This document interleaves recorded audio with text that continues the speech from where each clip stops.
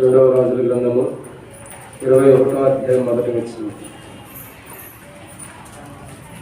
రెండవ రాజుల గ్రంథము 21వ అధ్యాయము మొదటి వచనాన్ని అందరం కలిసి చదువుకుందాం. రెండవ రాజుల గ్రంథం 21వ అధ్యాయము మొదటి వచనం. మనుష్య ఆరంభించినప్పుడు అతని తల్లి పేరు హెప్సిబా. గిఫ్ట్లు ఇవ్వాలి, మెల్లగా చదువుతున్నారు. మళ్ళా చదువుతాం స్పీడ్. రెండవ రాజుల గ్రంథము పేజ్ నెంబర్ 328. ఇంకా కొంతమంది తీస్తూనే ఉన్నారు. రెండవ రాజుల గ్రంథము 21వ అధ్యాయం మొదటి వచనం. మనష్షే ఏలన ఆరంభించినప్పుడు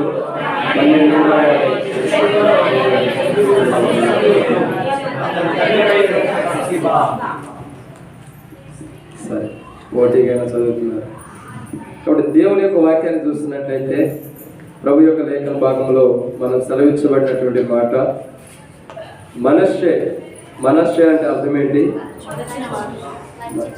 అగా వెనకున్న వారికి ప్రశ్న, బహుమానం లేదు. మనష్షే అంటే అర్థం ఏంటి? మనష్షే అంటే అర్థం ఏంటి? మనష్షే అంటే అర్థం ఏంటి? మరచుట. సో దేవుని యొక్క వాక్యాన్ని చూస్తున్నట్లయితే మనష్షే అంటే అర్థం ఏంటంటే మరచుట. సో దేవుణ్ణి మరచిన ఆయన మనల్ని మరవని దేవుడిగా ఉన్నాడు. యెషయా గ్రంథం 49వ అధ్యాయం 15వ వచనం ప్రకారం యెషయా గ్రంథం 45:15వ వచనం ప్రకారం స్త్రీ తన గర్భంలో పుట్టిన బిడ్డను ఖండించకుండా మరిచిద్దా? వారైనా మరచుదురు కానీ నేను నిన్ను. సో దేవుడు మనల్ని మరవకోకుండా మనం మరవని దేవుడి గురించి మనకు ఎన్నో మేలు చేస్తూ వచ్చాడు, ఆరాధనలు చూస్తూ వచ్చాడు. 7 విషయాలు జ్ఞాపకం చేసుకుంటూ వచ్చాం. గుర్తున్నా ఎవరికన్నా? మనం మర్చిన మరవని దేవుడు మనకు మేలు చేశాడు. మనం ఎలా మర్చిపోతూ వచ్చాం? మొదటిగా సృష్టిగా, రెండోదిగా తిండిని బట్టి, మూడోదిగా చేసిన ఉపకారం మేలు బట్టి, నాలుగోదిగా రక్షణకర్తన, ఐదవదిగా పరిశుద్ధ స్థలాన్ని, ఆరోదిగా దేవుని ప్రేమ, ఏడోదిగా దేవుణ్ణి త్రోసివేసి. అంటే దేవుని త్రోసివేసి అటువంటి మనం దేవుని మర్చిపోయి అయినప్పటికీ దేవుడు మర్చిపోకుండా మనల్ని జ్ఞాపకం చేసుకుంటూ నేటి వరకు కూడా మనం సజీవించినందుకు ప్రభుని ఆరాధించేద్దాం. ఇక నుంచి ప్రశ్నలన్నీ కూడా వెనక నుంచే రావాలి. ఇక్కడ వెనక కూడా బాగా జాగ్రత్త గుర్తుపెట్టుకోండి. ప్రభు సహాయానికి వచ్చిన ప్రార్థన చేసుకుందాం. పరిశుద్ధమైన తండ్రి, ప్రేమగల దేవ, యేసుక్రీస్తు నామములో స్తోత్రాలు. మీరు ఇచ్చిన సమయం బట్టి వందనాలు. వాక్య భాగాలను జ్ఞాపకం చేసుకోనండి. నిలబడేవారు మేమైనా నిలబెట్టేది మీరు, మాట్లాడేవారు మేమైనా మాట్లాడించేది మీరు, మాలో ఆత్మలను అప్పటికి ఆత్మని అభిషేకించేది మీరు. ప్రజలు మీ వారు వాక్యం మీది నిష్ప్రయోజనమైన వాళ్ళని ఒప్పుకుంటూ దాసుడు యజమానుడి వైపు చూస్తున్నట్లు, దాసుడు యజమానుల వైపు చూస్తున్నట్లు మధ్యాహ్న కాలశంలో మాత్రాన్ని మీ వైపు వీక్షిస్తుంది. మీరు సహాయం గురించి భయపడండి. మాతో మాట్లాడమని ప్రార్థిస్తూ మమ్మల్ని మేము మీకు అప్పగిస్తున్నాం ప్రభా. పరలోకం నుండి తెరవబడి ఆకాశం అప్పగించి ఆకాశం విప్పబడినందుకు స్థానమైన ఈ పరిశుద్ధాత్మ ద్వారా అభిషేకించండి. ఇక్కడ ఉన్న నీ ప్రజలు వాక్యం అందిస్తాను అర్హత లేని వాడిని ప్రభా. వారు ఎంతో ఉన్నతమైన వారు, నేను ఎంతో ఘనహీనమైన వాడిని. నన్ను జ్ఞాపకం చేసుకుని కూర్చున్న నీ ప్రజలకి ఏ మాటలు అవసరం అయ్యి పరలోకం నుండి మీరు అనుగ్రహించండి. నా సొంత మాటలు, సొంత ఆలోచనలు ఏవైతే వస్తున్నాయో వాటిని మరుగుపరిచేసి మీరు మాత్రమే బయలుపరచమని ప్రార్థిస్తూ, మీరు మాత్రం మహిమ పొందమని, ఆకాశం విప్పి పడదాం, తెరవబడిన ఆకాశం మాకు అనుగ్రహించి ఆకాశం విప్పి పడదాం విస్తారమని పరిశుద్ధాత్మను అభిషేకించండి. మాకు కాదు నీ కృపాసత్యం నీ నామని మాకు కలుగుగాక. నీ ప్రజల పక్షాన నీకున్న దయచొప్పున దయతో నన్ను జ్ఞాపకం చేసుకుని నాతో మాట్లాడమని మీకు అప్పగించుకుంటూ ఇక్కడికి వచ్చిన నీ ప్రజలకి వారి అవసరం కొద్ది ఏ వాక్యం అవసరం మాట్లాడండి. రోగి మధ్యలో సరి చేసుకోవడం కొరకు అనుగ్రహించమని యేసు ప్రభు నామమున ప్రార్థిస్తున్నాం తండ్రి. నన్ను ప్రభు యొక్క లేఖన భాగంలో వచ్చి చూసినట్లయితే రెండవ రాజుల గ్రంథం యవనస్తులు గట్టి గుర్తుపెట్టుకుని మిమ్మల్ని ప్రశ్నలు అడిగి రెండవ రాజుల గ్రంథం 21వ అధ్యాయము మొదటి వచనంలో ఒక మాట రాయబడుతుంది. మరొకసారి చదవండి. మనష్షే ఏలన ఆరంభించినప్పుడు 12 ఏళ్ల వాడై యెరూషలేములో 55 సంవత్సరములు ఏలెను. సో మనష్షే అనే వ్యక్తి ఎవరి కుమారుడు? తన తండ్రి పేరు హిజ్కియా యొక్క కుమారుడు మనష్షే. సో మనష్షే యొక్క కుమారుడు ఎవరు తెలుసా? ఎవరు? ఇప్పుడు మనం ఎవరో తక్కువ చూస్తాం, వాటిని గొప్పవారు ఉంటాం. కాబట్టి మనష్షే యొక్క కుమారుడు ఎవరు? యోషియా. సో హిజ్కియా దేవుని సన్నిధిలో తప్పిపోయినా సరి చేసుకున్నాడు. యోషియా దేవుని సన్నిధిలో బాగానే ఉన్నాడు, కానీ మధ్యలో అడ్డి కాకుండా అయిపోయింది ఎవరు? మనష్షే. సో మనష్షే అంటే అర్థం ఏంటంటే మరచుట. ఇప్పుడు మనం మరుస్తూ వచ్చాము. ఇక్కడ మనష్షే యొక్క జీవితంలో జరుగుతున్నాయి కొన్ని ఉన్నాయి. రాజే 12 సంవత్సరాలు కదా, 12 సంవత్సరాల ప్రాయంలో రాజుగా అయిన తర్వాత ఎన్ని సంవత్సరాలు రాజుగా చేస్తూ వచ్చాడు? 50 సంవత్సరాలు. అంటే ఎన్ని సంవత్సరాలు రాజ్యాధికారాన్ని కలిగి ఉన్నాడు? 38 సంవత్సరములు రాజుగా చేసిన వాడు ఉన్నాడు. అవునా? నాకు లెక్కలు వీక్ లేదు, చెప్పండి ఎవరు టీచర్లు. 38 సంవత్సరాలు రాజుగా చేసి, సో 38 సంవత్సరాల్లో తను రాజుగా ఉన్నప్పుడు ఎలాంటి జీవితాన్ని కలిగి ఉన్నాడు? చాలా ఉన్నాయి. ఎన్ని విషయాలు చూస్తాము? 7 విషయాలు. దాంట్లో మొదటి మాట మనం జ్ఞాపకం చేసుకున్నట్టయితే మొదటి రాజుల గ్రంథం 21:2 అతడు యెహోవా దృష్టికి చెడుతనమును జరిగించుచు ఇశ్రాయేలు ఎదుట యెహోవా వెళ్ళగొట్టిన జనములు చేసినట్లు హేయ క్రియలను చేయించు వచ్చెను. సో ఇక్కడ గుర్తుపెట్టుకున్నట్టయితే ఫస్ట్ హిజ్కియా బాగానే ఉన్నాడు, ఉన్నతమైన స్థానం మీద పడగొట్టేశాడు, ప్రభువుకు మహిమాత్మగా జీవిస్తూ వచ్చాడు. హిజ్కియా దగ్గర పెరిగినటువంటి మనష్షే కుమారుడు అంటే యోషియా కూడా మంచి విధానం నుండి అన్నిటిని కూడా అపవిత్రమైన వాటిని అన్నిటిని కూడా పడగొట్టుకుంటూ దేవుని కొరకు సాక్షాత్మైన నిలబడ్డాడు. కాబట్టి యోషియా దినములో రావాల్సినటువంటి కీడు రాకోకుండా దేవుడు తర్వాత ముంగడికి నడిపించిన వాడు ఉన్నాడు. అంటే తన జీవితాన్ని బట్టి జరగాల్సిన కీడుని జరగకుండా దేవుడు ఆపేశాడు. అతని గురించి ఎప్పుడన్నా ప్రభు సమయం ఇస్తే మనం ధ్యానిస్తాం. ఈ దినం మనం ధ్యానించేది ఏంటంటే మనష్షే 38 సంవత్సరాలు రాజుగా ఉన్నప్పుడు తను చేసినటువంటి పనులేంటి? 7 విషయాలు. మనష్షే హెడ్డింగ్ రాసుకోండి. మనష్షే రాజు అయిన తర్వాత 38 సంవత్సరాలు రాజుగా చేశాడు. తాను చేసిన పనులేంటి? మొదటి మాటలు మనం చూసినట్టయితే 2వ రాజుల 21 రాయబడిన మాట చూసినట్టయితే హేయమైన క్రియలు చేస్తూ వచ్చాను. ఏం చేస్తున్నాడు? హేయ క్రియలు అంటే దేవునికి ఏది హేయమైనదో అదే చేసేవాడు ఉంటాడు. ఏది దేవుడు ఏది ఇష్టపడడో, దేవుడు ఏది అసహించుకుంటున్నాడు, దేవుడు ఏది వద్దంటున్నాడు, దేవుడు ఏది చూస్తే విసుక్కుంటాడు, ఏది చూస్తే కోపడతాడో ఆ దేవునికి హేయమైనది. ఇప్పుడు మనకు అర్థం కావాల్సింది అంటే మన పిల్లలు ఉంటారు, మనం ఒక్కరితో మాట్లాడడం అంటే మనం మాట్లాడలేండి, మనం మంచోళ్ళు. మన ఇంటి పక్కన వాళ్ళతో మనకి గొడవ అయింది, వారితో మనం మాట్లాడాలి. వారు మనకి ఎలా ఉంటారని చూస్తే మనకి ఎంతో హేయమైన వారిగా, వారంటే ఎంతో ద్వేషంగా మనం ఉంటాం. సో మన పిల్లలు ఏం చేస్తారు? వాళ్ళతో మాట్లాడితే మనం ఏమంటాం? వాళ్ళ మాట్లాడొచ్చు మంచోడు అంటామా? ఏం చేస్తాం? నువ్వెందుకు మాట్లాడా? అసలు నువ్వెందుకు మాట్లాడాల్సి వచ్చింది? నీకు ఈరోజు అన్నం లేదు ఇదేంటి? ఎందుకంటే ఆమెతో మాట్లాడు, వాళ్ళు మనతో మాట్లాడరు, వాళ్ళు మనల్ని ఎంతో తిట్టారు, ఎంత గాయపరుస్తూ వచ్చారు, ఎంతో అవమానించారు, కాబట్టి వాళ్ళతో నువ్వు మాట్లాడారు కాబట్టి నీకు అన్నం లేదని చెప్పి పిల్లలకి అన్నం పెట్టకుండా మనం ఆపేస్తాం. ఇక్కడ మీరు చేయకపోయినా చేసేవాళ్ళు ఉండాలి. అంటే అర్థం ఏంటంటే ఒక హేయమైన పని ఆ తల్లిదండ్రులకి ఇష్టం లేని పని చేస్తే అది తల్లిదండ్రుల దృష్టి ఎలాంటిది? హేయమైనది.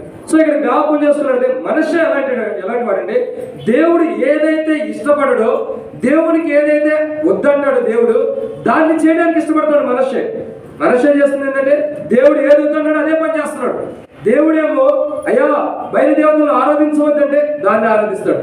ఇంకా యోషియాను కూడా తీసుకెళ్లి బయలుదేవతల దగ్గర పెట్టి ఆరాధించమన్నప్పుడు అతడు ముడికి ఆరాధించాల. ఆ బయలుదేవతని దానికి సంబంధించిన ధూపాత్ర అంతటి కూడా అక్కడ ఇసురు కొట్టి పారిపోయి తన తాత దగ్గరికి వెళ్ళిపోతాడట. మనుష్య అరే ఏంటి ఎలా చేసావు? బయలుదేవతను ఆరాధించాలి కదా అంటే ఈ బయలుదేవత దేవుడు కాదని చెప్పి ఆ కలిగిన వాటన్నిటి కూడా అక్కడ ఇసురు కొట్టి యోషియా పరిగెత్తుకుంటూ వెళ్ళిపోతాడు తన తాత అయిన హిజ్కియా దగ్గర. అంటే అర్థం ఏంటంటే అపవిత్రమైన దానికి దూరం ఉండడానికి ఇష్టపడతాడు. కానీ మనిషి వాడికి దేవుని దృష్టిలో ఏది అయిష్టకరమైందో, దేవుడు ఏది అసహించుకుంటాడో, దేవుడు ఏది వద్దంటున్నాడో, దేవుడు దేన్ని చూసి అయితే ఇది నాకు హేయమైనదని చెప్పాడో దాన్ని చేయడానికే మనిషి పూనుకొని వాడుకుంటాడు. నేటి దినాల్లో ప్రభు వాళ్ళ దగ్గరికి వచ్చిన మన జీవితాల్లో కూడా, ప్రభుని ఆరాధించిన మన జీవితాల్లో, ప్రభుని స్తుతించిన మన జీవితాల్లో ఎంతగానో దేవుని మయపరిచి దేవదూతల కంటే ఎక్కువ కూడా ప్రభుని ఆరాధించినటువంటి మనం గుర్తుంచుకోవాల్సినటువంటి మొదటి కూడా ఏంటంటే మనం హేయమైన క్రియలు విడిచిపెడుతుందా? ఏదైతే దేవుడు విడిచిపెట్టమన్నాడో వాటిని విడిచిపెట్టుకోకుండా దాంట్లోనే మనం కలిగి దాంట్లోనే జీవిస్తున్నాం కాబట్టి మనకు రావాల్సినటువంటి తీర్పు మనకు వస్తుంది. మనషే ఎలాంటి దారుణమైన జీవితాన్ని కలిగి ఉన్నాడు, అలాంటి జీవితాన్ని మనమును కలిగి ఉంటున్నాం. అలాంటి జీవితాన్ని కలిగి ఉండి మనషే ఏ రీతిలో అయితే అపవిత్రమైన వాటికి బలులు అర్పిస్తూ వచ్చి, అపవిత్రమైన వాటి దగ్గరికి వెళ్ళి సాగిపడి అర్పణలు అర్పిస్తూ వచ్చి తిరిగి దేవుని దగ్గరకు వచ్చినప్పుడు కూడా ప్రయోజనం లేదు. ఎందుకు? చేయాల్సిన తప్పులని కూడా చేసేస్తున్నాడు. ఏం చేయాలి అది చేసేస్తున్నాడు కాబట్టి ప్రయోజనం లేకుండా పోతుంది. మన జీవితాల్లో కూడా మనం కూడా దేవుని సన్నిధిలో సరైన విధానం ఉండకుండా చేయాల్సిన తప్పులన్నీ చేసేస్తాము. మళ్ళీ మందిరం దగ్గరికి వచ్చి ప్రభు వాళ్ళ చేతుతో నేను కూడా ఒక సభ్యుడిని సంఘం, నాకు కూడా రొట్టి కావాలి, నాకు కూడా బలగాలి చేయొచ్చేవారు అంటాం. దేవునికి హేయమైన పని నువ్వు చేసొచ్చి, దేవునికి అయిష్టకరమైన పని నువ్వు చేసొచ్చి ఎలా ప్రభు వల్ల పాల్గొనడానికి నువ్వు ఇష్టపడుతున్నావు? బైబిల్ సెలవిస్తున్న మాట, నువ్వు హేయమైన పని చేసావు కాబట్టి, హేయమైన పని, అపవిత్రమైన పని, దేవుడు కోరుకున్న పని, దేవుడు కోపగించుకున్న పని నువ్వు చేసి వచ్చి ప్రభు వల్ల పాల్గొంటే ప్రభు నిన్ను ఇష్టపడ్డాడు.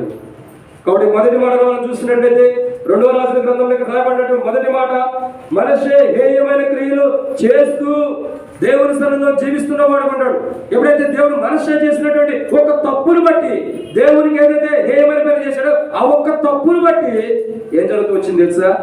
యూదులందరి మీదకి దేవుని ఒకరికి వస్తుంది. కారణం ఏంటి? మనషే చేసిన హేయమైన పని. ప్రియమైన దేవుని బిడ్డలారా, బైబిల్ మనం సెలవిస్తున్నటువంటి మొదటి మాట చూసినట్లయితే మనషే దేవుని దృష్టిలో హేయమైన పని, అపవిత్రమైన పనులు చేస్తున్నవాడు. నీవు నేను కూడా ఒకవేళ దేవుని దృష్టిలో హేయమైన పనులుగా చేస్తూ ఉంటే ప్రభు వల్ల పాల్గొనవద్దు. పాల్గొంటే ఏమైపోతాం? దేవుని తీర్పుకు వస్తాం. నువ్వు ఎక్కడెక్కడ హేయమైన పనులు చేస్తూ వచ్చావు ఒకసారి గుర్తుపెట్టుకో. కొంతమంది క్రైస్తవులు ఉంటారు, ఎలా ఉంటారంటే కొంత లోకం ఉంటారు, కొంత దేవుళ్ళు ఉంటారు. అంటే ఏంటి? లోకానుసారమైన పండుగలు అన్నీ చేస్తారు, ఇవన్నీ చేస్తారండి. క్రిస్మస్ చేస్తారు, దసరా చేస్తారు. ఆ దేవుడు బాధపడకూడదు, ఈ దేవుడు బాధపడకూడదు, అన్ని చేస్తారు, అన్ని పండుగలు చేస్తారు. మళ్ళీ వచ్చి మందిరంలో నేను బాప్తిసం తీసుకున్నా, నేను ఆరాధిస్తాను. ఎవరైనా అడిగితే అన్న వాళ్ళు వాళ్ళ దేవుని దూషిస్తే ఆయన ఏమంటాడు, మనల్ని చెప్పిస్తాడేమోనన్నా. అనేక మంది ఏంటంటే సగం అడ్డు సగం ఇట్టు ఉంటారు. ఒక పక్క ఆ గట్టుగానే వాళ్ళు ఈ గట్టుగానే ఉంటారు, అటు ఇటు కాకుండా మధ్యలో ఉంటారు. కారణం ఏంటి? ఎటెల్లో తెలియ స్థితిలో అటైతే ఆయన ఇది అది అబద్ధమైతే ఇది ఇక్కడ మనం మోసపోతాం, ఇది అబద్ధమైతే అక్కడ మోసపోతాం. కాబట్టి అటు ఇటు ఉండకూడదు, అటు వెచ్చగా ఇటు చల్లగా ఉండకోకుండా నులివెచ్చగా ఉందామని అటు ఇటు కాకుండా మధ్య స్థితిలో ఉండేవారు ఉంటారు. అందుకే బైబిల్ ప్రకటనలో మనకు ఒక మాట సెలవిస్తుంది, నువ్వు నులివెచ్చగా ఉండవు కాబట్టి నీ మీద నేరం ఓటుకోవాల్సి ఉంది. అటు వెచ్చగా నేను లేవు, అటు చల్లగా నేను లేవు, నులివెచ్చగా ఉన్నావు కాబట్టి నీ మీద నేరం ఓటు మోపవలసి ఉంది. ఎందుకు? నీ మొదటి క్రియలు నువ్వు విడిచిపెట్టలేదు. నీ మొదటి క్రియలు నువ్వు విడిచిపెట్టలేదు కాబట్టి నీ మీద నేరం ఓటు మోపవలసి ఉంది. బైబిల్ మనకి స్పష్టంగా ప్రకటన హెచ్చరిస్తుంది. మన మీద ఎందుకు నేరం మోపబడుతుందంటే మొదటి క్రియలు విడిచిపెట్టాల, దేవునికి అయిష్టమైన క్రియలు చేస్తున్నాం కాబట్టి మన మీద నేరం మోపవలసి ఉంది. మన ప్రభు వల్ల పాల్గొన్నా, ప్రభు యొక్క దేహంలో మనం పాల్గొంటున్నా మన మీద ఖచ్చితంగా దేవుడు మటుకి నేరం మోపుతాడు. ఎందుకు? మనం హేయమైన క్రియలు చేస్తున్నాం, మొదటి ప్రేమను మరిచాం కాబట్టి ఖచ్చితంగా మన మీద దేవుని తీర్పు వస్తుంది.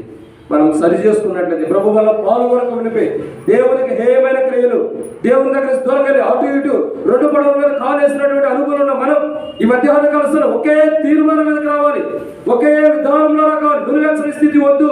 అటు వెచ్చగా నుండి సలగైన సరే నులివెచ్చని స్థితిలో ఉన్న నీ జీవితం మార్చబడి ఏదో ఒక తీర్మానంలో రావాలి. ఉంటే నరకంలో ఉండు, లేదా ప్రభు దగ్గర ఉండు. కాబట్టి నువ్వు హేయమైన క్రియలు చేస్తున్నావు కాబట్టి నీ మీద నేరం మోపబడుతుంది. మనషే చేసినటువంటి మొదటి తప్పు ఏంటంటే దేవునికి హేయమైన క్రియలు చేశాడు కాబట్టి తన నాశనాన్ని తాను తెచ్చుకుంటూ వచ్చిన వాళ్ళు. నీవు కూడా దేవుని దృష్టిలో హేయమైన క్రియలు చేస్తూ పరిశుద్ధమైనటువంటి ప్రభు వల్లకు వచ్చి అయోగ్యమైన రీతిలో పాల్గొంటే నీవు కూడా మనషేలని దారుణమైనటువంటి విధానంలో నష్టపోయేవాడు ఉంటావు. మనషేతో పాటు తన యొక్క సమస్తం కూడా వాస్తవానికి యోషియా దినాల్లో కూడా దేవుని ఉగ్రత రావాల్సిందే. యోషియా కన్నీరు కార్చి బట్టలు చెప్పుకొని దేవుని సన్నిధిలో మొరపెట్టడం ద్వారా తన యొక్క విధేయతను చూసి తాను తగ్గించుకునే విధానాన్ని చూసి ఆ యోషియా దినంలో రావాల్సినటువంటి కీడు రాకపోకుండా దేవుడు తన కుమారుడి దినాల్లో వచ్చేటట్టుగా దాన్ని పాస్ చేసేసాడు. మనం ఏం చేస్తాం? ఏదైనా టీవీ చూస్తున్నప్పుడు, కంప్యూటర్ కానీ ఏదైనా వీడియో చూస్తున్నప్పుడు ఏం చేస్తాం? అది నచ్చకపోతే దాన్ని పాస్ కొట్టడం ఇంకో ముక్కడం లాపిపోతాం. దేవుడు కూడా అంతే.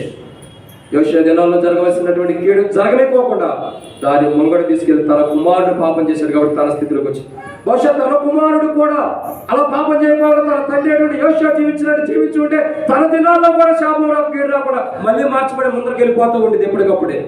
కానీ దేవుని దృష్టిలో ఒకడు మంచిగా ఉన్నాడు, ఒకడు చెడిపోతున్నాడు. అబ్రహాము, ఇస్సాకు, యాకోబులు ఏ రీతిలో అయితే వారసత్వం కలిగి సజీవమైన రాళ్ల వలె కట్టబడుతున్నటువంటి పురాణంగా పట్టణం కొరకు ఎదురు చూసి వాళ్ళు దేవుని కొరకు ఎలాగైతే నమ్మకం ఉన్నారో అలా నమ్మకంగా లేదు. అబ్రహాము, ఇస్సాకు, యాకోబు యొక్క తాత ఎవరు? యాకోబు యొక్క తాత ఇశ్రాయేలు యొక్క తాత అబ్రహాము. అబ్రహాము యొక్క కుమారుడు ఎవరు? ఇస్సాకు. ఇస్సాకు యొక్క కుమారుడు యాకోబు. వాళ్ళ ముగ్గురు పేరు అందుకే దేవుడు రాయడానికి ఇష్టపడ్డాడు. అందుకే వారి దేవుడు అని చెప్పుకోవడానికి దేవుడు సిగ్గుపడుతున్న వారి విషయమే. అబ్రహాము, ఇస్సాకు, యాకోబుల యొక్క దేవుడు అని చెప్పి అక్కడ ఐగుప్తులో కూడా సెలవిచ్చిన వాడు అన్నాడు. నేను ఉన్నవాడు అనువాడు అని సెలవిస్తున్నాడు. కారణం ఏంటి? వారి దేవుడిని పూర్ణ మనసుతో వెంబడించారు కాబట్టి వారి దేవుడు అని చెప్పుకోవడానికి దేవుడు ఇష్టపడరు. వారు ఎవరు కూడా దేవుడి దృష్టిలో హేమైన క్రియేట్ చేయాలి. అబ్రహాము ఏ మార్గంలో నడిచాడు, ఇస్సాకు ఆ మార్గంలో నడిచాడు, ఇస్సాకు ఏ మార్గంలో నడిచాడు, యాకోబు ఆ మార్గంలో నడిచాడు. కాబట్టి వారి జీవితాలు, వారి విధానం బట్టి హేమైన క్రియలు వారు జరిగించలేదు. కాబట్టి వారి దేవుడు అని చెప్పుకోవడానికి దేవుడు సిగ్గుపడాల. కానీ మన జీవితాల్లో ఇక్కడ యోషియా గురించి, హిజ్కియా మంచితనంగా జీవించాడు, కానీ తన కుమారుడు మనషే తప్పిపోయి, మళ్ళీ తన కుమారుడు యోషియా బాగా జీవించాడు, మళ్ళీ తన కుమారుడు తప్పిపోయి. అంటే ఒకరు కూడా సరైన విధానంలో ఒక వారసత్వాన్ని కంటిన్యూ చేసుకుంటారు. అట్లా అది కూడా చెప్పబడుతున్నాం. కొడుకుంటే నా వారసత్వం నిలబెడతాడు అనుకుంటాం. ఎవరు ఎంతమంది 10 మంది ఆడపల్లి పుట్టినా కొడుకుంటే చదువుకుంటే వారసత్వం ఉంటుంది. మరి 10 మంది ఎవరు? 10 మంది వారసులు కాదా? నువ్వు కొత్త జీవం కూడా వచ్చింది. ఆడపిల్లలు కూడా సగం పంచాలంటే ఆస్తులు. మరి చెప్పినంత నన్ను తిడతారేమో, మేము మీ గురించి కాదు. సగం ఆస్తి ఆడపిల్లలు కూడా ఇవ్వాలండి. ఎందుకు వాళ్ళకి బాధ్యత ఉంది కాబట్టి ఇక్కడ దేవుడి యొక్క వాక్యం చూసినట్టే ఆడపిల్లలంటే అలా ఉంటుంది. ఆడపిల్లలనే కాదు, మా పిల్లలే కాదు, కొంతమంది స్త్రీలు ఆ యొక్క ఉన్నతమైన స్థితి ప్రదేశాన్ని బట్టి వచ్చి మాకు స్థానమైతే మాకు పాలు పంపులేయని ప్రశ్నించిన వారు కూడా ఉంటారు. బైబిల్ ఎంత స్త్రీలు, మా తండ్రికి రావాల్సిన ఆస్తి, మా తండ్రికి రావాల్సినటువంటి స్థలము మాకేది, మాకు పాలు పంపులు లేవా ఉండే స్త్రీలకు కూడా పంచిపెట్టిన వారు ఉంటారు. ప్రేమైన దేవుని పెట్టారా? గుర్తుంచుకున్నట్లయితే హేయమైన క్రియలు చేయడం ద్వారా మనిషి నష్టపోతూ వచ్చాడు. దేవుని దృష్టిలో నీవు నేను కూడా హేయమైన క్రియలు చేస్తే ఒక దినాన నష్టపోతాం. ఆ నష్టం రాకమునిపే హేయమైన క్రియలు చేస్తున్నాం. మనం ప్రభు దగ్గరికి వచ్చి సరి చేసుకోవాలి. మొదటి మాట. రెండో విషయాన్ని చూద్దామండి. రెండో మాట మనం జ్ఞాపకం చేసుకున్నట్లయితే 2వ రాజుల గ్రంథం 21వ అధ్యాయం 6వ వచనం. 2వ రాజుల గ్రంథం 21:6. అతడు అగ్నిగుండము దాటించి జ్యోతిష్యములను శకునములను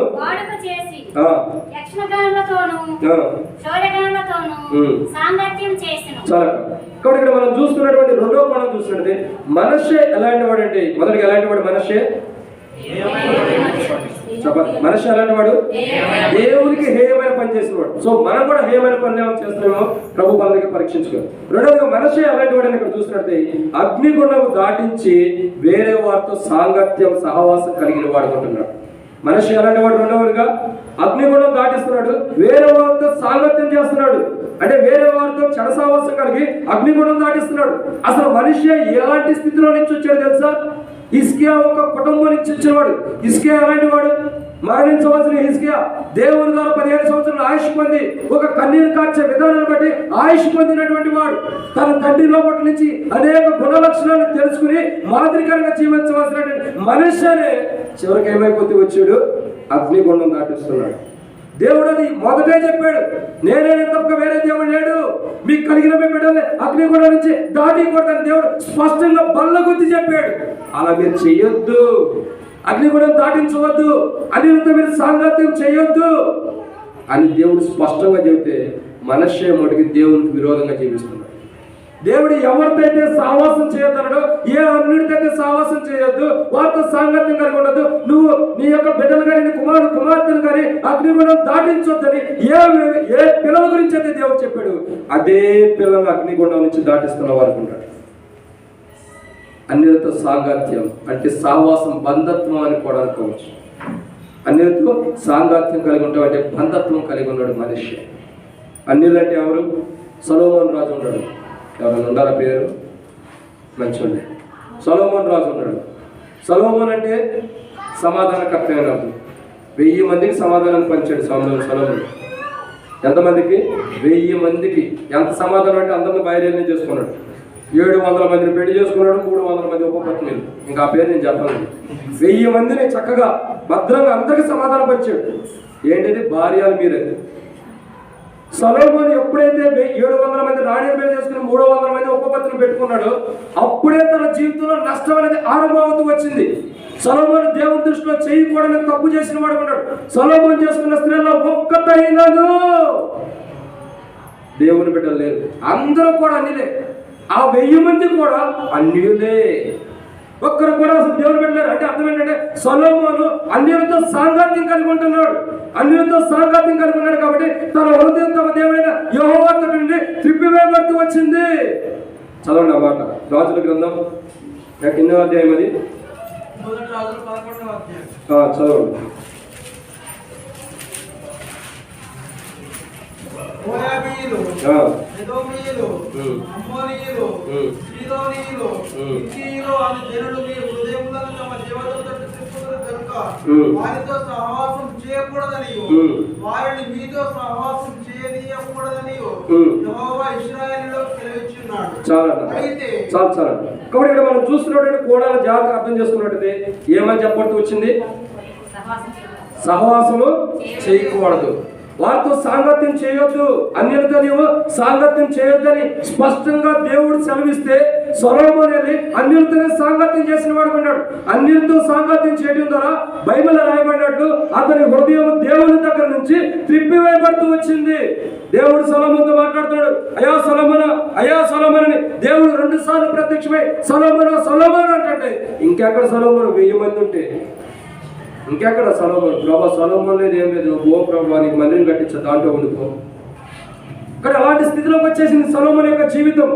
కాబట్టి 2 సార్లు దేవుడు దీన్ని ప్రత్యక్షమై సొలొమోను మాట్లాడుతున్నప్పుడు కూడా అతని హృదయం దేవుని దగ్గర నుంచి త్రిప్పివేసుకున్నాడు కాబట్టి నష్టపోయిన వాడుగా ఉన్నాడు. 11వ అధ్యాయం 9వ వచనంలో స్పష్టంగా రాయబడుతుంది.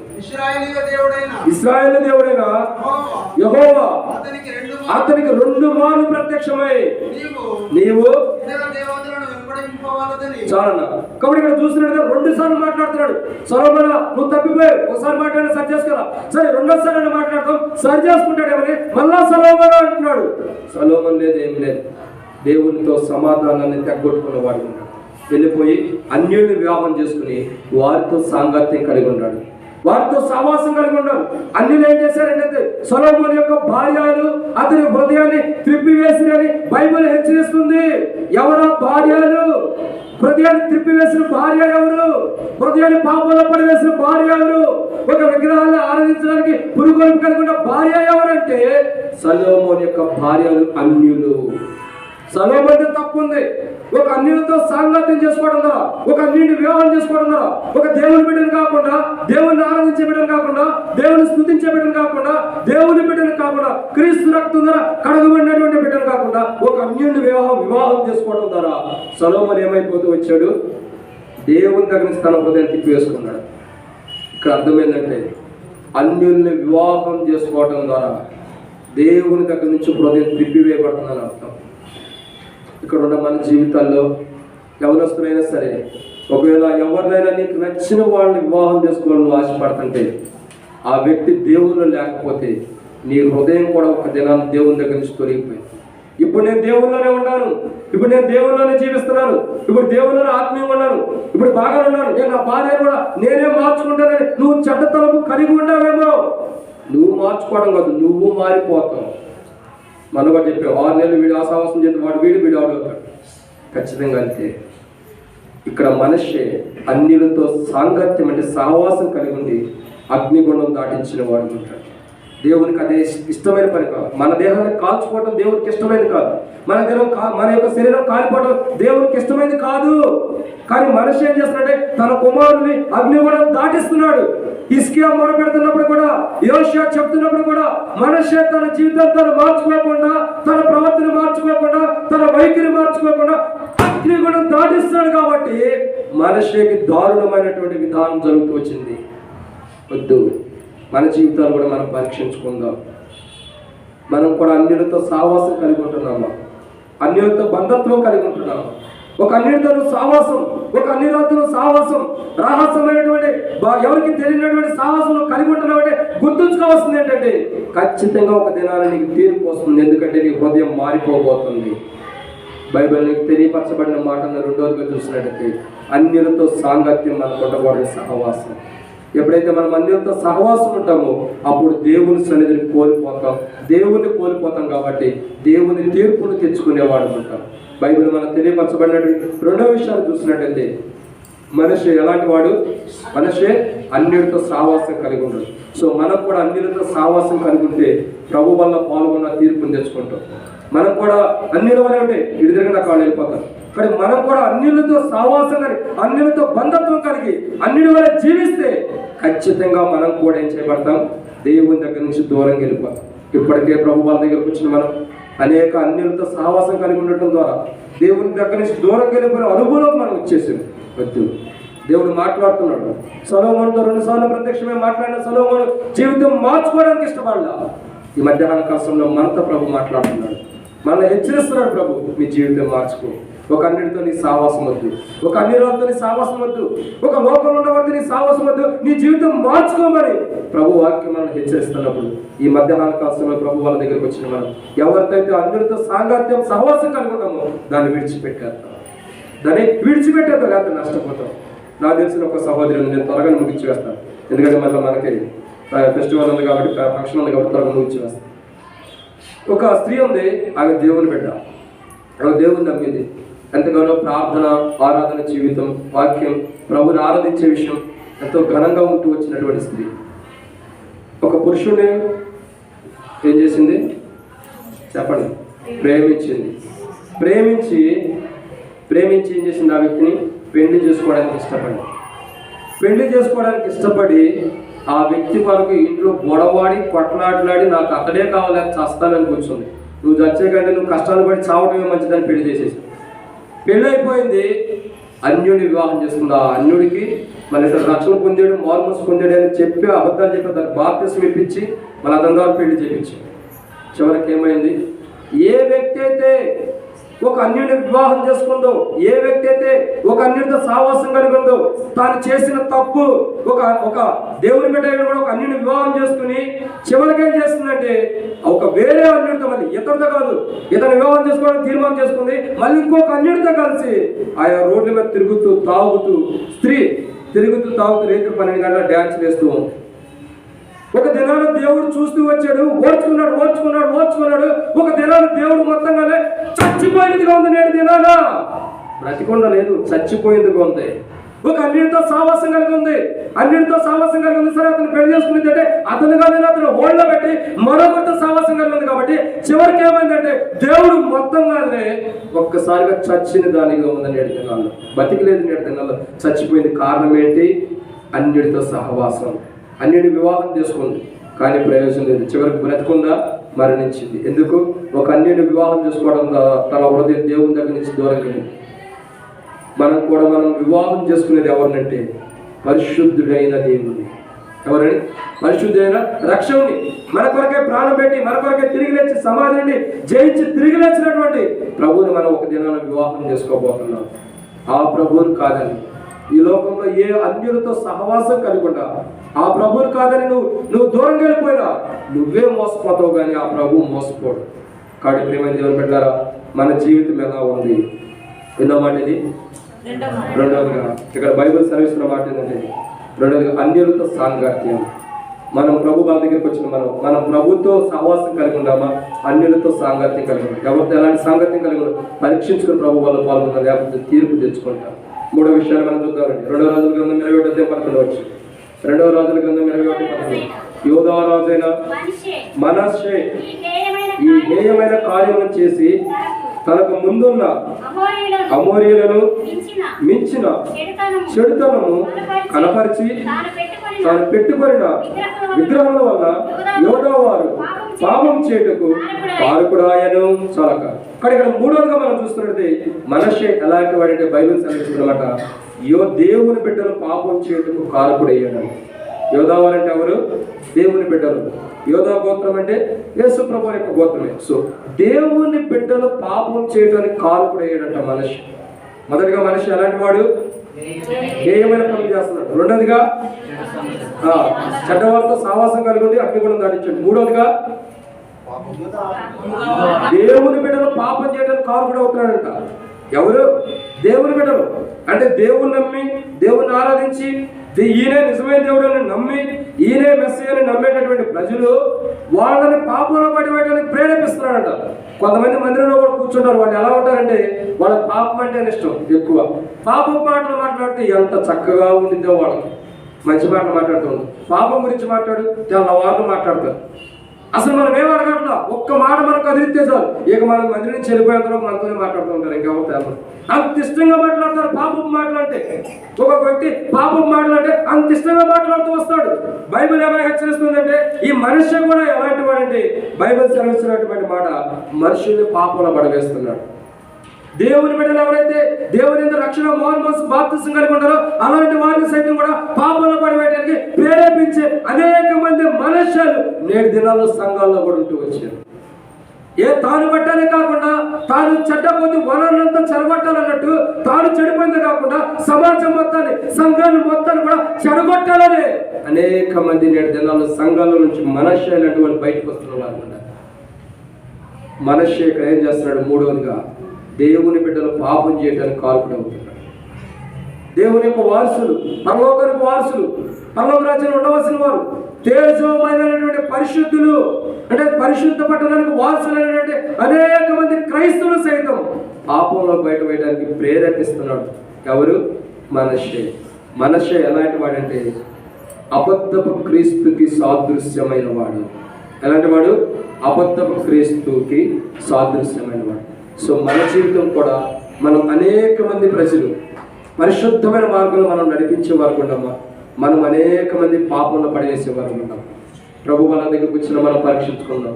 మన వ్యక్తిగత జీవితాన్ని బట్టి ఒక వ్యక్తి మనం దేవునికి నడిపించి పరిశుద్ధమైన మార్గంలో నడిపించేటట్టున్నామా, ఒక వ్యక్తిని పాపంలో పడవేసేటట్టున్నాం. మన జీవితం ఒకసారి మనం పరీక్షించుకోవాలి. ప్రభు మన దగ్గరకు వచ్చిన మన పరీక్ష సరి చేసుకుని ఉండాలి. మనం ఎదుటి వ్యక్తిని పాపంలో పడవేస్తున్నామా, మన చూపులు బట్టు, మన తలపులు బట్టు, మన ఆలోచనలు బట్టు, మనం చూసే చూపులు బట్టి ఎదుటి వ్యక్తిని పాపంలో పడవేస్తున్నామా, లేదా ఎదుటి వ్యక్తిని దేవునికి నడిపించే అనుభవంలోకి వస్తున్నామా, ఎలాంటి మార్గంలో మనం ఉంటున్నామో మనం పరీక్షించుకోవాలి. ప్రభు వల్ల పాల్గొనే మనం ఎదుటి వ్యక్తిని పాపంలో పడవేస్తున్నాం, ఆ వ్యక్తిని దేవుళ్ళకి నడిపిస్తున్నాం.